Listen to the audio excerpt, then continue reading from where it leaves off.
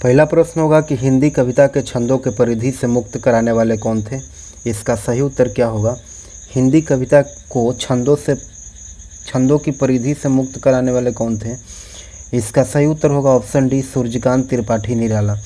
आगे देखेंगे दूसरा नंबर क्वेश्चन के उपन्यास मानव चरित्र के आख्यान किसने कहा था। इसका उत्तर क्या होगा। इसका उत्तर हो जाएगा ऑप्शन ए, प्रेमचंद्र। अगर है कि रीति काल में वीर रस के कवि कौन है। रीति काल में वीर रस के कवि कौन है। इसका उत्तर हो जाएगा ऑप्शन ए, भूषण। अगला प्रश्न है कि जूही की कली किसकी रचना है। जूही की कली किसकी रचना है। जूही की कली की रचना सूर्यकांत त्रिपाठी निराला का हो जाएगा ऑप्शन सी। अगला है कि यक्ष तत्सम शब्द का तर्जुमा क्या होगा। इसका उत्तर क्या होगा। इसका उत्तर हो जाएगा ऑप्शन ए, यज्ञ। आगे देखेंगे कि लुटेरा में प्रत्यय बताना है। लुटेरा का प्रत्यय हो जाएगा ऑप्शन बी, एरा। आगे देखेंगे सही वर्तनी कौन सा है। नीचे दिए गए ऑप्शन से छांटना है। यहाँ वर्तनी सही हो जाएगा ऑप्शन ए, विलक्षण जो वर्तनी है वह सही होगा। बाकी तीनों गलत है। बी, सी और डी जो है वह गलत होगा और बाकी एक सही है। आगे देखेंगे कि आवश्यकता से अधिक धन का त्याग करना क्या कहलाता है। आवश्यकता से अधिक धन का त्याग करना जो है वह अपरिग्रह कहलाता है। अपरिग्रह ऑप्शन बी सही होगा, ऑप्शन बी। अगला प्रश्न है कि अवर का विलोम शब्द क्या होगा। अवर का विलोम शब्द जो है वह परवर हो जाता है। ऑप्शन ए सही होगा। आगे है कि निम्न में शुद्ध वाक्य क्या होगा। तो निम्न में शुद्ध वाक्य जो होगा, गाय और बैल जो है वह घास चर रहे हैं, यह शुद्ध वाक्य होगा। ऑप्शन 10 के सी सही उत्तर होगा। आगे देखेंगे 11 नंबर क्वेश्चन में कॉमन एरर को छांटना है। यहाँ पे कॉमन एरर दिया गया है। 11 नंबर में कॉमन एरर क्या होगा। I was a pilot here a month एगो, नो एरर। यहाँ पे क्या होगा, ए, बी, सी, डी के फॉर्म में दिया है कॉमन एरर। इसमें छांटना है कि कौन सा भाग सही है और कौन सा भाग गलत है या फिर कहाँ पे एरर होगा वही बताना है। यहाँ पे देखेंगे सेंटेंस के अनुसार यहाँ पे ऑप्शन जो है वहाँ ऑप्शन डी हो जाएगा, नो एरर। ऑप्शन डी जो है यह सही होगा, नो एरर में। आगे देखेंगे कि the scientific need for simple stable and internationally accepted systems for naming object of the natural world has been generated many formal nomenclatural systems। सी में दिया है और डी में नो एरर। इसमें छांटना है कि इसका क्या होगा। यहाँ पे हो जाएगा बिन का प्रयोग जो है वह नहीं होगा। यहाँ पे बिन का प्रयोग नहीं होगा। ऑप्शन नंबर बी जो है ये गलत होगा। आगे देखेंगे नीचे दिया गया है खाली जगह को भरना है। ही वाज नॉट रेडी खाली जगह द प्रमोशन। यहाँ पे क्या भराएगा, यहाँ पे भराएगा option A, four. He was not ready for promotion, for the promotion. आगे देखेंगे 14 नंबर क्वेश्चन कि one can understand the importance of faith by खाली जगह अ वर्ल्ड विदाउट फैथ। यहाँ पे क्या होगा, 14 नंबर क्वेश्चन का उत्तर हो जाएगा ऑप्शन सी, इमेजिनिंग हो जाएगा। One can understand the importance of faith by imagining a world without faith. Option C सही उत्तर होगा। आगे देखेंगे कि नीचे दिया गया है, इसमें मीनिंग ऑफ गिवन यहाँ पे सही छांटना है कि टर्स के मतलब क्या होता है। तो टर्स के मतलब हो जाएगा संक्षिप्त, इसका हो जाता है। इसको साइनो निकालना है, साइनो एंटो खोजना है। साइनो क्या होगा, इसका साइनो हो जाएगा ब्रीफ। ऑप्शन ए सही उत्तर हो जाएगा। अगला प्रश्न है कि पोइग्नेंट, पोइग्नेंट के साइनो क्या होगा। पोइग्नेंट के अर्थ होता है कड़वा, तो इसका साइनोनिम्स हो जाएगा बीटर। ऑप्शन ए इसका भी होगा।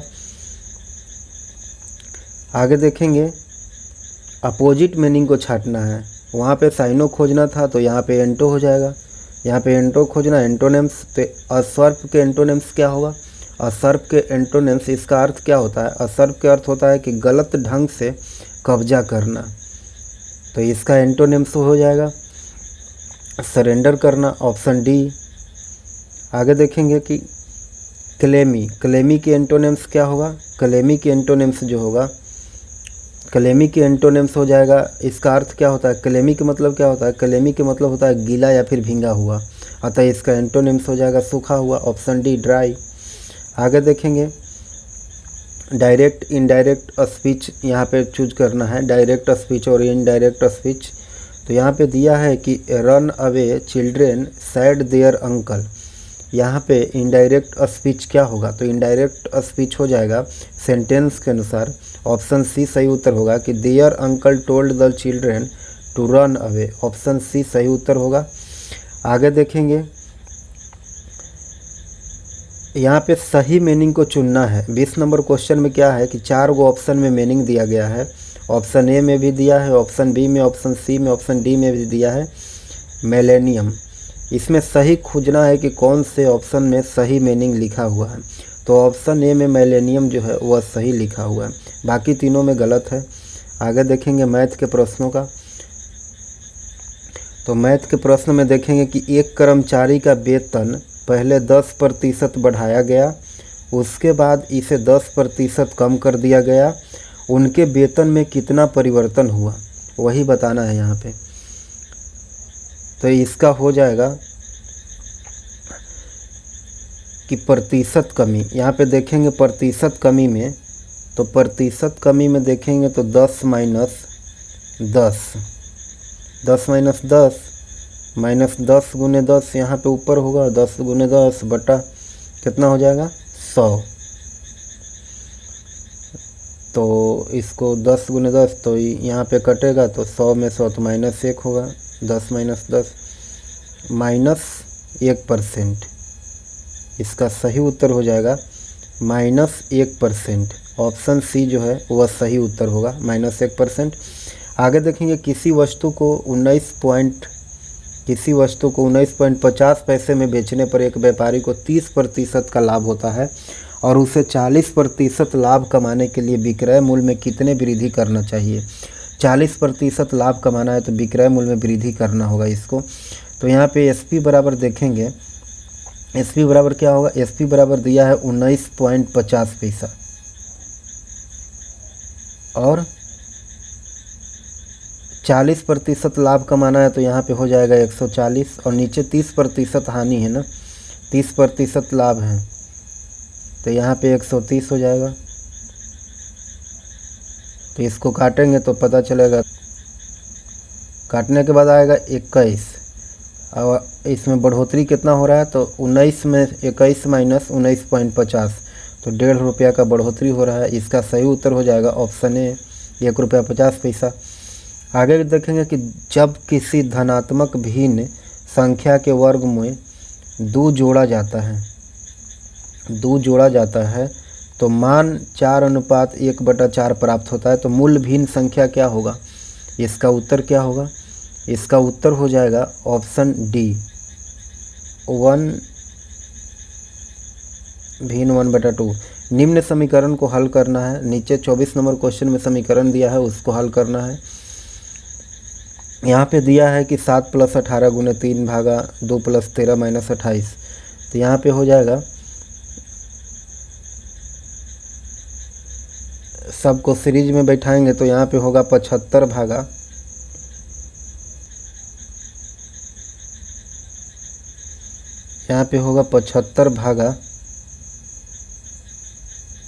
15, 75 भागा 15 माइनस 28, तो 15 × 5 = 75। तो यहाँ 5 माइनस 28 बराबर -23, यही इसका आंसर होगा -23। तो -23 दिया है ऑप्शन सी में, तो सही उत्तर होगा ऑप्शन सी।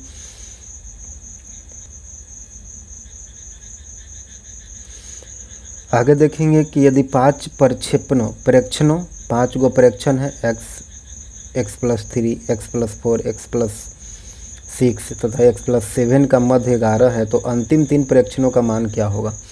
अंतिम 3 प्रेक्षणों का मान निकालना है। तो x + 7 + यहाँ पे देखेंगे इसको बनाने के बाद पता चलेगा, जैसे यहाँ पे हो जाएगा x plus 3 plus x plus 4 plus x plus 6 plus x plus 7 बराबर 11 गुने 5। तो यहाँ पे हो जाएगा 5x प्लस 20 बराबर 11 पच्चे 55, वहाँ पे होगा तो 55। तो x बराबर कितना होगा, x बराबर हो जाएगा 7।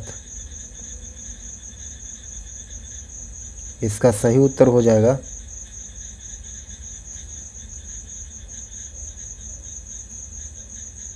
x बराबर होगा 7। तो अंतिम 3 परीक्षणों का मान निकालना है। तो अंतिम 3 परीक्षणों का होगा 11 प्लस 13 प्लस 14 बटा 3। तो ये तीनों के जोड़ने के बाद कितना आएगा, तीनों के जोड़ करके 3 से काटेंगे तो हो जाएगा 12.67। इसका सही उत्तर होगा 12.67, ऑप्शन बी। 26 नंबर क्वेश्चन है कि किसी मिश्र धातु में तांबा और निकिल के अनुपात पता करना है। इसका हो जाएगा, यहाँ पे देखेंगे 2 दूनी 4 1 5, 5 अनुपात 5/2 अनुपात 3 तिहाई 9 2 11 बटा 3। इसको भिन्न निकालेंगे तो यहाँ पे आ जाएगा 15:22। इसका सही उत्तर होगा 15:22, ऑप्शन डी सही उत्तर होगा 26 नंबर क्वेश्चन के। आगे देखेंगे, यहाँ पे दिया है कि 34 प्लस 9 34/9 85/18 68/45 का मसा क्या होगा। इसका मसा निकालना है। तो मसा होगा HCF, क्या होगा HCF हो जाएगा, यहाँ पे लिखेंगे 34/9 85/18 और 68/45। यहाँ पे हो जाएगा 17/90।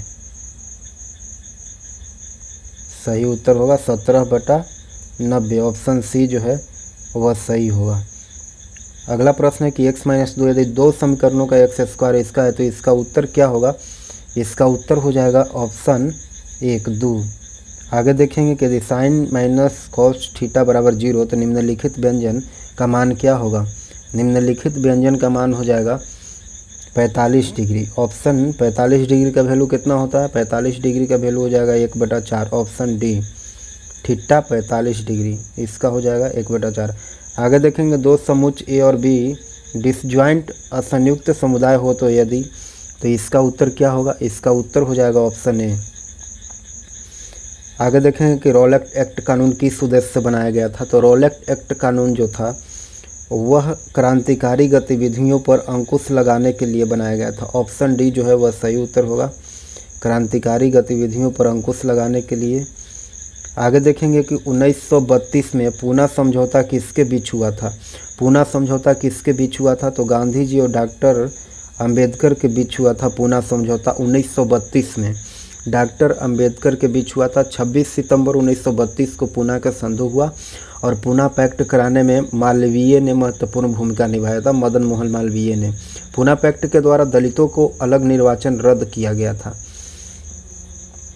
आगे देखेंगे कि 33 नंबर क्वेश्चन की ऑल इंडिया मुस्लिम लीग की स्थापना किस वर्ष हुआ था। ऑल इंडिया मुस्लिम लीग की स्थापना जो है वह 1906 में किया गया था। 30 दिसंबर 1906 को ढाका में मुस्लिम लीग की स्थापना हुआ था। आगा खां और ढाका के नवाब सलीम उल्लाह के प्रयास ने मुस्लिम लीग की स्थापना किया था। फिर उसके बाद देखेंगे 34 नंबर क्वेश्चन की ब्रेटन वुड्स सम्मेलन किस वर्ष हुआ था। ब्रेटन वुड्स सम्मेलन किस वर्ष हुआ था। इसका उत्तर हो जाएगा ऑप्शन ए 1944 में। 1944 में ब्रेटन वुड्स सम्मेलन यूएस के न्यू हैम्पशायर नामक स्थान पर आयोजित हुआ था। ब्रेटन वुड्स सम्मेलन के परिणाम IBRD एवं IMF की स्थापना करना था। आगे देखेंगे कि 1882 की त्रिगुट संधि त्रिगुट संधि यानी ट्रिपल अलायंस में कौन राष्ट्र सम्मिलित नहीं था? त्रिगुट संधि में इंग्लैंड नहीं था। ऑप्शन डी जो है वह सही होगा। इंग्लैंड त्रिराष्ट्रीय समझौता ट्रिपल इंटेंट का सदस्य था। त्रिगुट संधि 1882 ईस्वी में किया गया था। आगे देखेंगे कि महारानी लक्ष्मीबाई के समाधि कहाँ स्थित है? महारानी लक्ष्मीबाई के समाधि जो है वह ग्वालियर में स्थित है। ऑप्शन डी सही उत्तर होगा, ग्वालियर में।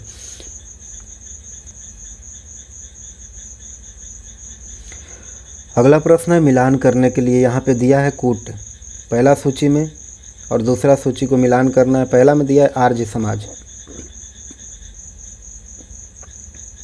इस प्रश्न का सही मिलान क्या होगा? तो आर्य समाज के संस्थापक कौन थे? आर्य समाज के संस्थापक जो थे वह दयानंद सरस्वती को माना गया है। और रामकृष्ण मिशन के संस्थापक कौन थे? तो रामकृष्ण मिशन के संस्थापक विवेकानंद, स्वामी विवेकानंद को जाना जाता है। और ढक्कन एजुकेशन सोसाइटी के संस्थापक, तो ढक्कन एजुकेशन सोसाइटी के जीजी अगरकर को जाना गया है। आगे Dev Samaj society, Shivnarayan Agnihotri. Option B. इसका सही कूट हो जाएगा ऑप्शन ए, 1 के सी, 2 के ए और 3 के डी और 4 के बी। इसका सही कूट होगा ऑप्शन ए। आगे देखेंगे प्रथम विश्व युद्ध में जापान किसकी ओर से लड़ा था? प्रथम विश्व युद्ध में जापान किसकी ओर से लड़ा था? तो जापान जो था वह जर्मनी के खिलाफ यूनाइटेड किंगडम के साथ लड़ा था। प्रथम विश्व युद्ध में जापान जर्मनी के खिलाफ यूनाइटेड किंगडम के साथ लड़ा था। और जापान ने इटली की तरह प्रथम विश्व युद्ध के बाद पेरिस संधि द्वारा काफ़ी कुछ प्राप्त करने की आशा रखे हुए था। पेरिस संधि के बाद यह आशा निराशा में बदल गई। इस कारण जब मौका मिला तो जापान और इटली ने उसका पूरा लाभ उठाने के उद्देश्य से जर्मनी के साथ द्वितीय विश्व युद्ध में भाग लिया। द्वितीय विश्व युद्ध में 1939 से लेकर के 45 ईस्वी तक धुरी राष्ट्र प्रारंभिक समय में बहुत सफलता पाया, लेकिन अंततः जर्मनी, जापान और इटली की भारी पराजय हुई थी। आगे देखेंगे जनसंख्या का घनत्व सबसे अधिक कहाँ होता है? जनसंख्या का घनत्व जो है सबसे अधिक शहरों में देखने को मिलता है। ऑप्शन डी सही उत्तर होगा। अगला है कि व्हाई सोशलिज्म नामक पुस्तक के लेखक कौन थे? व्हाई सोशलिज्म पुस्तक के लेखक थे जयप्रकाश नारायण। ऑप्शन बी सही उत्तर हो जाएगा। अगला है कि शेर ए पंजाब के नाम से इनमें से कौन मशहूर थे? शेर ए पंजाब के नाम से लाला लाजपत राय को जाना जाता है। आगे देखेंगे दक्षिण अफ्रीका से लौटने के बाद गांधी जी ने प्रथम सफल सत्याग्रह कहाँ प्रारंभ किया था? दक्षिण अफ्रीका से लौटने के बाद चंपारण में गांधी जी ने पहला सफल सत्याग्रह जो है उन्होंने अपना प्रथम सफल सत्याग्रह 1917 में बिहार के चंपारण जिला में किया था। लखनऊ अधिवेशन 1916 में हुआ था। राजकुमार शुक्ल ने गांधी जी से चंपारण आने के लिए आग्रह किए थे और चंपारण में किसानों को अपनी ज़मीन के 3/20वें हिस्सा पर नील की खेती करना अनिवार्य था। इसे 3 कठिया पद्धति भी कहते थे। इस आंदोलन में गांधी जी के सहयोगी राजेंद्र प्रसाद, बृजकिशोर, महादेव देसाई, नरहरि परीख, जेबी कृपलानी आदि थे। झील कहाँ है? तो यह महाराष्ट्र में स्थित है। ऑप्शन सी सही उत्तर होगा।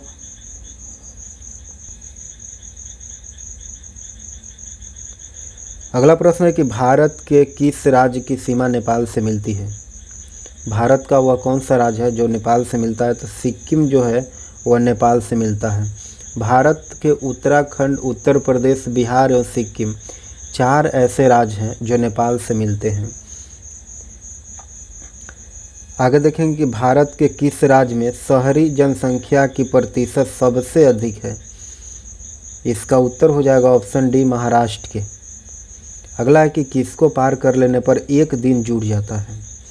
किसको पार कर लेने के बाद 1 दिन जुड़ता है? तो इसका उत्तर होगा 180 डिग्री देशांतर पश्चिम से पूरब को पार कर लेने के बाद 1 दिन जुड़ जाता है। 180 अंश देशांतर को पश्चिम से पूरब पार कर लेने पर 1 दिन जुड़ जाता है। 180 डिग्री अंश देशांतर रेखा है जो अंतर्राष्ट्रीय तिथि निर्धारण रेखा भी कहा जाता है। एक देशांतर के अंतर में 4 मिनट का अंतर आता है। संपूर्ण पृथ्वी को एक वृत्त मानकर 360 डिग्री अक्षांश में बांटा गया है। आगे देखेंगे कि भारत के दक्षिणी छोर का नाम क्या है। भारत के दक्षिणी छोर का नाम हो जाएगा निकोबार द्वीप में स्थित इंदिरा पॉइंट। ऑप्शन सी सही उत्तर होगा। अगला प्रश्न है कि निम्नलिखित में से कौन सा समुद्री बंदरगाह और तेल परिसंस्करण केंद्र दोनों है।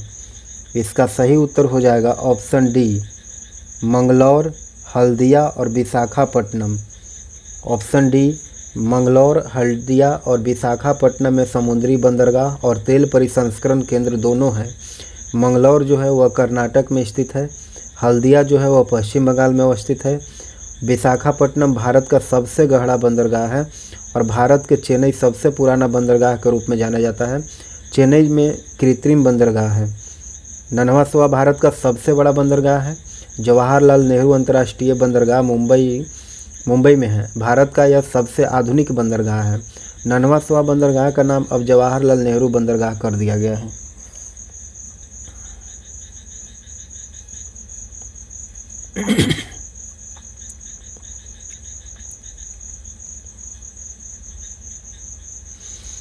आगे देखेंगे कि थिम्पू कहाँ की राजधानी है। थिम्पू जो है वह कहाँ की राजधानी है, तो थिम्पू जो है वह भूटान की राजधानी है। ऑप्शन बी सही उत्तर होगा, भूटान की।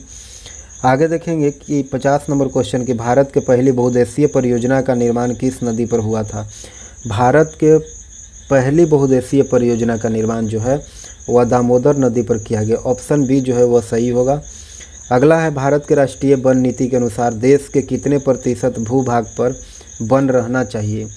देश के 33.3% भूभाग पर वन रहना बहुत ज़रूरी है। आगे देखेंगे भारत में स्थापित सबसे पहला सफल लोहा इस्पात उद्योग कौन सा है। भारत में स्थापित सबसे पहला सफल लोहा इस्पात जो है वह टाटा लोहा और इस्पात कंपनी यानी टिस्को है। टिस्को की स्थापना 1907 में किया गया था और भारतीय लौह इस्पात कंपनी की स्थापना 1918 में किया गया। अगला है कि राष्ट्र संघ की स्थापना कब हुई थी। राष्ट्र संघ की स्थापना जो है वह प्रथम विश्व युद्ध के बाद किया गया था। राष्ट्र संघ की स्थापना 1920 में किया गया था। राष्ट्र संघ की सचिवालय जेनेवा में है। राष्ट्र संघ की स्थापना में वुड्रो विल्सन का महत्वपूर्ण योगदान था। अगला प्रश्न है 54 नंबर प्रश्न कि गांधी जी ने किस गोलमेज सम्मेलन का बहिष्कार कर सविनय अवज्ञा आंदोलन जारी रखा था।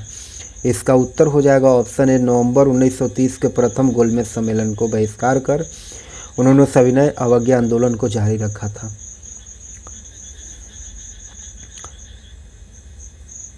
आगे देखेंगे कि संविधान सभा के अस्थायी अध्यक्ष कौन थे। संविधान सभा के अस्थायी अध्यक्ष डॉक्टर राजेंद्र प्रसाद थे। ऑप्शन बी जो है वह सही उत्तर हो जाएगा।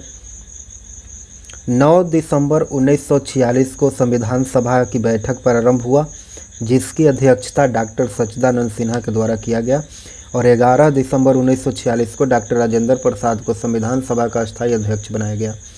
संविधान सभा का गठन कैबिनेट मिशन के प्रस्ताव पर किया गया था। आगे है कि ग्राम कचहरी का प्रधान कौन होता है। तो ग्राम कचहरी का जो प्रधान होता है उसको हम सरपंच बोलते हैं। ऑप्शन सी इसका उत्तर होगा। अगला प्रश्न है कि मुख्यमंत्री की नियुक्ति कौन करता है। तो मुख्यमंत्री की नियुक्ति जो है वह राज्यपाल के द्वारा किया जाता है। ऑप्शन सी सही उत्तर होगा। मुख्यमंत्री की नियुक्ति राज्यपाल के द्वारा। आगे देखेंगे कि राष्ट्रपति कानूनी मामले में किससे परामर्श ले सकता है। इसका उत्तर हो जाएगा सर्वोच्च न्यायालय से। ऑप्शन डी सही उत्तर होगा।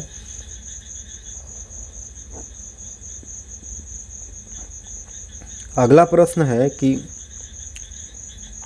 सर्वोच्च न्यायालय किस संस्था का निरीक्षण कर सकता है। सर्वोच्च न्यायालय जो है वह अधीनस्थ न्यायालय का निरीक्षण कर सकता है। भारत में एकीकृत न्यायालय व्यवस्था है और भारत में न्यायिक क्षेत्र का शीर्ष संस्था उच्चतम न्यायालय है। उच्चतम न्यायालय क्षेत्र का उच्चतम न्यायालय में संबंधित संबंध उपबंध 124-147 तक वर्णित है।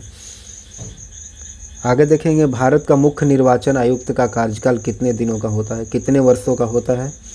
इसका उत्तर हो जाएगा ऑप्शन सी 6 वर्षों अथवा 65 वर्ष आयु तक जो भी पहले हो। भारत में मानव अधिकार सुरक्षा अधिनियम पारित हुआ। मानव अधिकार सुरक्षा नियम कब पारित हुआ। इसका उत्तर हो जाएगा ऑप्शन सी 1900 के निम्नलिखित में से कौन सा अवयव मानव विकास सूचकांक में शामिल नहीं किया जाता है? इसका उत्तर हो जाएगा ऑप्शन सी, वास्तविक प्रति व्यक्ति विकास दर जो है वो मानव विकास सूचकांक में शामिल नहीं किया जाता है। आगे देखेंगे व्यावसायिक बैंक का क्या काम है। तो व्यावसायिक बैंक का काम जो है वह ग्राहकों को जमा स्वीकार करने के साथ साथ ऋण देना। ऑप्शन बी जो है वह सही उत्तर होगा।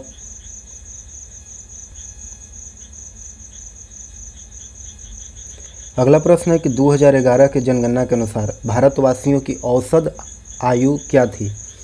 इसका उत्तर क्या होगा? इसका उत्तर हो जाएगा ऑप्शन सी, 64.6 वर्ष। 2011 के अनुसार भारतवासियों की औसत उम्र जो था वो 64.6 था। विकसित देशों में औसत उम्र 75 वर्ष रखा गया है। भारत में सबसे अधिक औसत आयु केरल राज्य का है।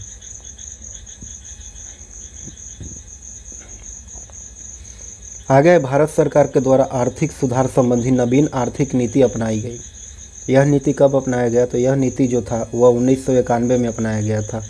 भारत सरकार के द्वारा 1991 में अपनाई गई नवीन आर्थिक नीति 24 जुलाई 1991 को उदारीकरण की घोषणा किया गया था इस नीति का। आगे है कि जब लेड धातु कॉपर क्लोराइड के विलयन से अभिक्रिया करती है तब क्या होता है? लेड धातु जब कॉपर क्लोराइड से अभिक्रिया करती है तो लेड क्लोराइड निर्मित होता है। ऑप्शन डी जो है वह सही उत्तर हो जाएगा। लेड आर्द्र वायु के साथ अभिक्रिया कर पहले हाइड्रोक्साइड का और फिर कार्बोनेट का परत बनाता है। यह वायु के साथ अभिक्रिया कर लेड हाइड्रोक्साइड बनाता है। यह तनु HCl के साथ अभिक्रिया कर हाइड्रोजन गैस मुक्त करता है। ऑप्शन डी सही उत्तर होगा। अगला प्रश्न है कि किसी परमाणु के एम कोश में समायोजित किए जाने वाली अधिकतम इलेक्ट्रॉनों की संख्या कितना होगा? इलेक्ट्रॉन की संख्या कितना होगा? तो इलेक्ट्रॉनों की संख्या 10 हो जाएगा एम कोश में, एम वाले सीरीज में।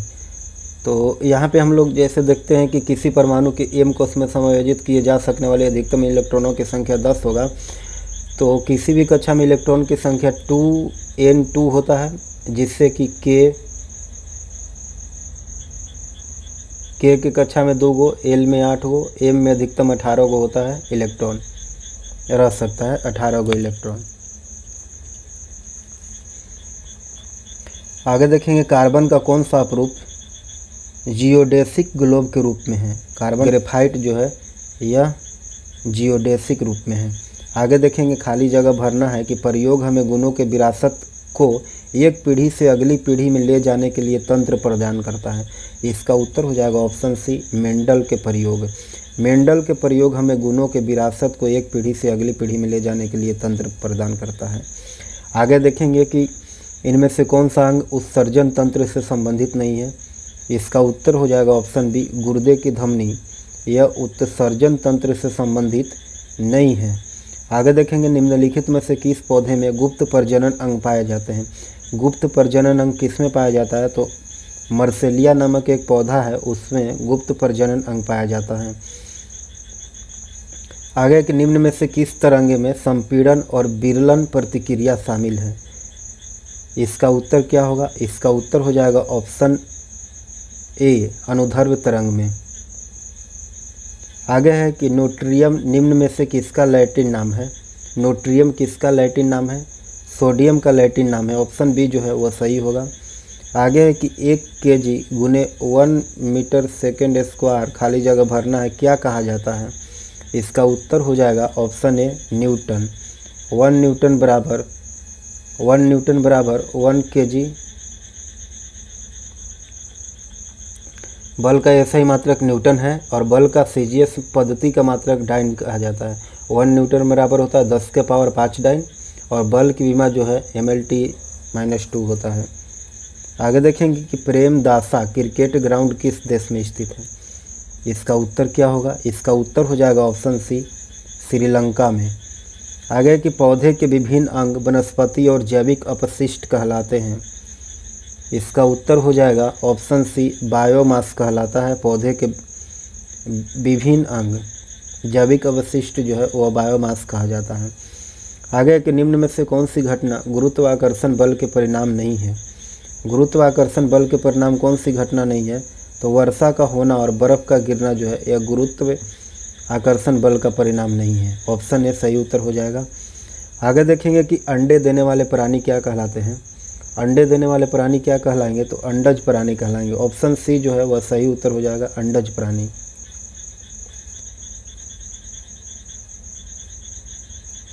अगला है कि प्रकृति में निम्न तत्वों में से कौन सा तत्व कभी भी मुक्त तत्व के रूप में नहीं पाया जाता है। इसका उत्तर हो जाएगा ऑप्शन डी, सोडियम एगो तत्व है जो मुक्त कभी नहीं पाया जाता है। सोडियम संयुक्त अवस्था में पर्याप्त मात्रा में क्लोराइड, नाइट्रोजन, कार्बोनेट, बोरेट और सल्फेट के रूप में पाया जाता है। आगे देखेंगे 80 नंबर क्वेश्चन की ऑल इंडिया रेडियो यानी AIR की स्थापना किस वर्ष किया गया था। ऑल इंडिया रेडियो की स्थापना 1936 में किया गया था। ऑल इंडिया रेडियो का नाम बदल करके आकाशवाणी किया गया था 1957 में। इसकी स्थापना जो है वो 1997 में किया गया था। आगे देखेंगे 81 नंबर क्वेश्चन के निम्न में से कौन सी तापमान ऐसा इकाई है। तापमान की ऐसा इकाई क्या होगा, तापमान की ऐसा इकाई केल्विन होगा। ऑप्शन डी, केल्विन तापमान के ऐसा इकाई। केल्विन का हिमांक होता है 273 केल्विन एवं भाप बिंदु पर 373 केल्विन हो जाता है। इन दोनों बिंदुओं के बीच की दूरी का मान जो है वह 100 भागों में विभाजित कर लिया जाता है। केल्विन पैमाने पर ओक्के लिखा जाता है। ओक्के बराबर -273.15 सेल्सियस, इसे परम शून्य ताप कहा जाता है। आगे देखेंगे कि आधुनिक आवर्त सारणी में खाली जगह भरना है क्या होगा, कितना समूह होगा आधुनिक आवर्त सारणी में। आधुनिक आवर्त सारणी में 18 समूह होता है। खाली जगह में भराएगा 18 समूह। आगे है कि पानी के छोटे छोटे बुलबुले के गोल होने का क्या कारण हो सकता है। पानी के छोटे छोटे बुलबुले का गोल होने का कारण जो है वह पृष्ठ तनाव है। Option D. आगे है कि निम्नलिखित में से सबसे बढ़िया रोधी यानी इंसुलेटर कौन सा है। सबसे बढ़िया रोधी जो है वह समावयी है। Option C. कांच में वायु की चाल जो है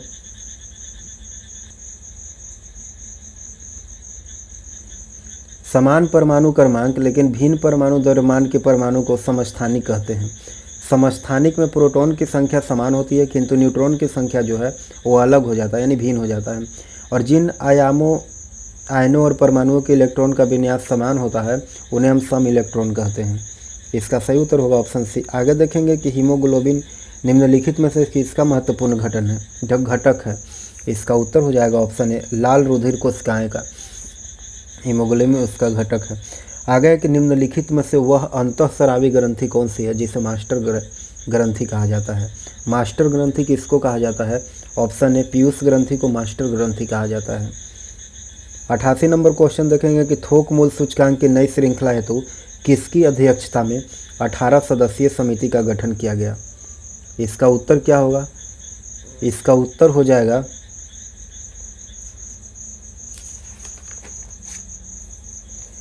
इसका सही उत्तर होगा ऑप्शन डी, रमेश चंद्र की अध्यक्षता में 18 सदस्यीय समिति का गठन किया गया थोक मूल्य सूचकांक को लेकर के। आगे देखेंगे कि पूर्व प्रधानमंत्री चंद्रशेखर के स्मृति में रचित पुस्तक Chandrashekhar the lost icon of ideological politics की रचना किसने किया था। इसका उत्तर हो जाएगा ऑप्शन बी और ऑप्शन ए, हरिवंश और रवि दत्त भाजपाई, यानी कि ऑप्शन डी सही होगा, ए और बी दोनों।